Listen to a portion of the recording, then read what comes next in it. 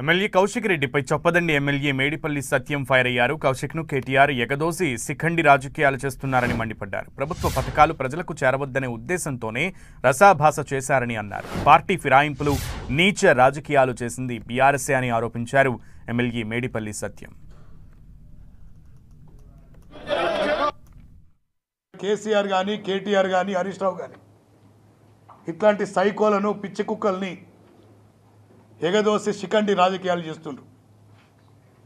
కేసీఆర్ గారు 2014 సంవత్సరంలో అధికారంలో వచ్చినప్పుడు ఆనాడు టీడీపీ ఎమ్మెల్యేలని, కాంగ్రెస్ పార్టీ ఎమ్మెల్యేలని మరొకసారి 2018లో ప్రజలంతా 88 సీట్లు గెలిపించినా కూడా ఈ రాష్ట్రంలో ప్రతిపక్షం అనేది ఉండకూడదని చెప్పి కాంగ్రెస్ పార్టీకి చెందినటువంటి 19 మంది శాసనసభ్యులు ఆనాడు గెలిస్తే వీళ్ళకు ప్రతిపక్ష హోదా ఇవ్వద్దు, వీళ్ళకి ప్రతిపక్ష హోదా తొలగించాలి, వీళ్ళకి గనక ప్రతిపక్ష హోదా ఉంటే ప్రజల పక్షాన వాళ్ళు కొట్లాడతారు, వాళ్ళకు మంచి పేరు వస్తుందని చెప్పి ఆనాడు 12 మంది ఎమ్మెల్యేలు నాక్కొని ప్రతిపక్ష హోదా కూడా లేకుండా చేసినటువంటి నీచపు పార్టీ ఈ దేశ చరిత్రలో ఏదైనా ఉందంటే అది ముమ్మాటికి బీఆర్ఎస్ పార్టీ.